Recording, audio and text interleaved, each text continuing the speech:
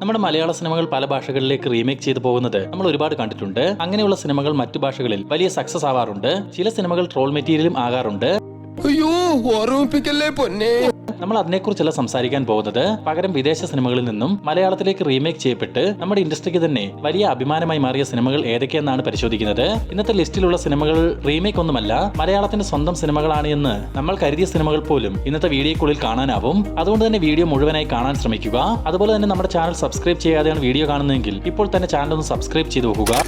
ഒന്നാമത്തെ ചിത്രം the dream team. 4 ഭ്രാന്തന്മാർ ചേർന്ന് മെന്റൽ ഹോസ്പിറ്റലിൽ നിന്നും ആരും അറിയാതെ പുറത്തു ചാടി ന്യൂയോർക്ക് സിറ്റിക്ക് ഒരു ട്രിപ്പ് പോകുന്നതാണ് ദ ഡ്രീം ടീമിന്റെ കഥാപരിസരം. 1989 പുറത്തു വന്ന ഡ്രീം ടീം എന്ന ഈ ഹോളിവുഡ് ചിത്രം 2 വർഷങ്ങൾക്കിപ്പുറം 1991 മൂക്കില്ല രാജ്യത്ത് എന്ന പേരിൽ മലയാളത്തിലേക്ക് റീമേക്ക് ചെയ്തിരുന്നു. മുകേഷ്, തിലകൻ, സിദ്ദിഖ്, ജഗദീഷ് ശ്രീകുമാർ എന്നിവർ പ്രധാന വേഷങ്ങളിലെത്തിയ ഈ ചിത്രം സംവിധാനം ചെയ്തത് ടാഗയും അശോകനും ചേർന്നാണ്. എക്കാലത്തെയും സൂപ്പർ ഹിറ്റ് വിജയം നേടിയ മൂക്കില്ല രാജ്യത്ത് എന്ന സിനിമ ഇന്നും റിപ്പീറ്റ് വാല്യൂ ഉള്ള ഒരു മികച്ച മലയാളം കോമഡി സിനിമകളിൽ ഒന്ന് തന്നെയാണ്. രണ്ടാമത്തെ ചിത്രം ദ ഗോൾഡൻ ചൈൽഡ്. ആഭിചാര കർമ്മങ്ങളിലൂടെ സാത്താനെ ശുശ്രൂഷിക്കുന്ന സംഘത്തിൽ ചേർന്നവർ ഒരു കുട്ടിയെ ബലി കൊടുക്കാൻ തീരുമാനിക്കുന്നതും തുടർന്ന് ഒരു പ്രൈവറ്റ് ഡിറ്റക്റ്റീവ് അവരിൽ നിന്നും ആ കുട്ടിയെ രക്ഷിക്കാൻ നടത്തുന്ന ശ്രമങ്ങളുമാണ് ദ ഗോൾഡൻ ചൈൽഡിന്റെ കഥാസാരം. 1986 എഡ്ഡി മർഫി നായകനായിട്ടെത്തിയ ഹോളിവുഡ് ചിത്രം പിന്നീട് 1992 യോധ എന്ന പേരിൽ മലയാളത്തിലേക്ക് റീമേക്ക് ചെയ്തിരുന്നു. ലാലേട്ടൻ, ജഗതി, ഒടുവിൽ ഉണ്ണികൃഷ്ണൻ, മാസ്റ്റർ സിദ്ധാർത്ഥ, പൂനി ദിസർ തുടങ്ങിയവർ താരങ്ങളായിട്ടെത്തിയ യോധ സംവിധാനം ചെയ്തത് സംഗീത് ശിവനായിരുന്നു. യോധയ്ക്കുള്ളിൽ കേരളത്തിൽ നടക്കുന്ന കഥാപശ്ചാത്തലം മാറ്റി നിർത്തിയാൽ പൂർണ്ണമായും ദ ഗോൾഡൻ ചൈൽഡിന്റെ അഡാപ്റ്റേഷൻ ആണ് യോധ.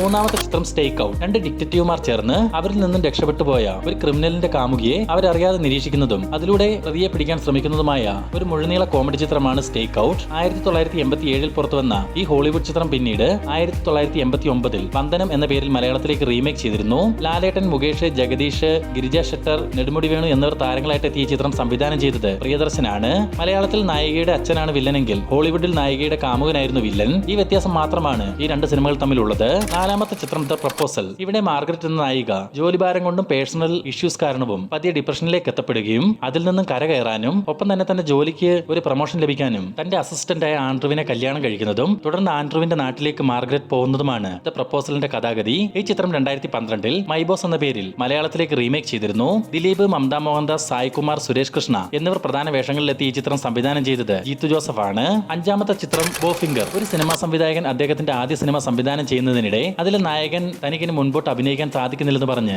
സിനിമയിൽ നിന്ന് പിന്മാറുന്നു. തുടർന്ന് നായകൻ അറിയാതെ സീക്രട്ടായി ആ സിനിമ പൂർത്തീകരിക്കുന്നതാണ് ബോഫിംഗറിന്റെ കഥാസാരം. ഈ സിനിമയുടെ റീമേക്ക് ആണ് 2005 പുറത്തു വന്ന ഉദയനാണ് താരം എന്ന മലയാള ചിത്രം. മോഹൻലാൽ, മീന, ശ്രീനിവാസൻ, ഭാവന, ജഗതി, സലിംകുമാർ, മുകേഷ് തുടങ്ങിയവർ പ്രധാന വേഷങ്ങളിലെത്തിയ ഉദയനാണ് താരം സംവിധാനം ചെയ്തത് റോഷൻ ആൻഡ്രൂസ് ആയിരുന്നു.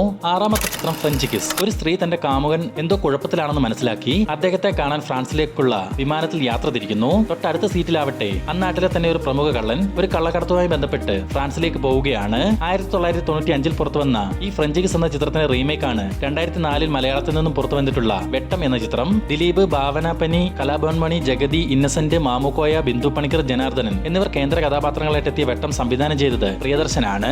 ഏഴാമത്തെ ചിത്രം ഗോസ്റ്റ്. ഇതിൽ നായകൻ സിനിമ ആരംഭിക്കുമ്പോൾ തന്നെ മരണപ്പെടുകയാണ്. എന്നാൽ അദ്ദേഹത്തിന്റെ ആത്മാവ് ഈ ലോകത്തു നിന്നും പോകാതെ തന്റെ കാമുകിയുടെ പിന്നാലെ നടക്കുന്നതും ഇതിലൂടെ തന്റെ മരണകാരണം കണ്ടെത്തുന്നതുമാണ് ഗോസ്റ്റിന്റെ കഥാഗതി. 1990 പുറത്തു വന്ന ഈ ചിത്രത്തിന്റെ റീമേക്ക് ആണ് 1992 മലയാളത്തിൽ നിന്നും പുറത്തു വന്ന ആയുഷ്കാലം. ജയറാം, മുകേഷ്, ശ്രീനിവാസൻ, സായ് കുമാർ എന്നിവർ കേന്ദ്ര കഥാപാത്രങ്ങളായിട്ടെത്തിയ ഈ ചിത്രം സംവിധാനം ചെയ്തത് കമലായിരുന്നു. എട്ടാമത്തെ ചിത്രം എ ഫിഷ് കോളഡ് വാണ്ട. ലണ്ടൻ നഗരത്തിൽ 4 വ്യത്യസ്ത ആളുകൾ ചേർന്ന് ഒരു സ്വർണ്ണക്കടത്ത് നടത്താൻ തീരുമാനിക്കുന്നു. പിന്നീട് നടക്കുന്ന കോൺഫ്ലിക്റ്റുകളാണ് എ ഫിഷ് കോളഡ് വാണ്ട എന്ന ചിത്രത്തിന്റെ കഥാപരിസരം. 1988 പുറത്തു വന്ന എ ഫിഷ് കോളഡ് വാണ്ടയുടെ മലയാളം റീമേക്ക് ആണ് 2001 പുറത്തു വന്ന കാക്കക്കുയിൽ. മോഹൻലാൽ, മുകേഷ്, ജഗതി, ഇന്നസെന്റ്, നെടുമുടി വേണു എന്നിവർ പ്രധാന വേഷങ്ങളിലെത്തി ഈ ചിത്രം സംവിധാനം ചെയ്തത് പ്രിയദർശനാണ്. ഒൻപതാമത്തെ ചിത്രം എക്സിലന്റ്. പണ്ട് ഗാങ്സ്റ്റർ ആയിട്ടിരുന്നവർ കുറച്ച് വർഷങ്ങൾക്ക് ശേഷം വീണ്ടും കണ്ടുമുട്ടുന്നു. അവരുടെ കണ്ടുമുട്ടലിന്റെ ഉദ്ദേശം പുതിയൊരു വർക്ക് ചെയ്ത് അതിൽ നിന്നും ലഭിക്കുന്ന പണം തങ്ങളുടെ കൂടെയുള്ള ഒരാൾക്ക് നൽകാൻ വേണ്ടിയാണ് അവർ വീണ്ടും ഒന്നിക്കുന്നത്. 2006 പുറത്തു വന്ന ഈ ഹോളിവുഡ് ചിത്രത്തിന്റെ റീമേക്ക് ആണ് 2012 മലയാളത്തിൽ നിന്നും പുറത്തു വന്നിട്ടുള്ള ബാച്ചിലർ പാർട്ടി. ആസിഫ് അലി, ഇന്ദ്രജിത്ത്, റഹ്മാൻ, കലാഭവൻ മണി, വിനായകൻ, പൃഥ്വിരാജ് തുടങ്ങിയവർ താരങ്ങളായിട്ടെത്തിയ ബാച്ചിലർ പാർട്ടി സംവിധാനം ചെയ്തത് അമൽ നീരദായിരുന്നു. പത്താമത്തെ ചിത്രം ഫ്യൂഗറ്റീവ്. ഡോക്ടർ റിച്ചാർഡ് തന്റെ ഭാര്യയെ കൊന്നു എന്ന കേസിൽ പ്രതിയാവുന്നു. എന്നാൽ താനല്ല അത് ചെയ്തത്. എങ്ങനെയെങ്കിലും പ്രതികളെ പിടികൂടാൻ പിടികൂടണം എന്ന തീരുമാനത്തിൽ അന്വേഷണം ആരംഭിക്കുന്നു. എന്നാൽ റിച്ചാർഡ് ചെന്ന് എത്തുന്നത് തന്റെ തന്നെ ഹോസ്പിറ്റലിൽ നടക്കുന്ന വലിയൊരു ചതിയിലേക്കാണ്. ഈ ഫ്യൂഗറ്റീവ് എന്ന സിനിമയുടെ മലയാളം റീമേക്കാണ് 1995 പുറത്തു വന്ന നിർണയം എന്ന മോഹൻലാൽ ചിത്രം. ലാലേട്ടൻ, ലാലു അലക്സ്, ദേവൻ, ഹീര രാജ്ഗോപാൽ എന്നിവർ താരങ്ങളായിട്ട് എത്തിയ നിർണയം സംവിധാനം ചെയ്തത് സംഗീത് ശിവനായിരുന്നു. അപ്പോൾ കണ്ടന്റ് അവസാനിക്കുന്നില്ല. ഇതേ വിഷയവുമായി ബന്ധപ്പെട്ട് പാർട്ട് 2 വീഡിയോ ഉടൻ തന്നെ നമ്മുടെ ചാനലിൽ വരുന്നതായിരിക്കും. അപ്പോൾ ചാനൽ സബ്സ്ക്രൈബ് ചെയ്യാതെ വീഡിയോ കണ്ടവർ ഇപ്പോൾ തന്നെ ചാനൽ ഒന്ന് സബ്സ്ക്രൈബ് ചെയ്ത് നോക്കുക.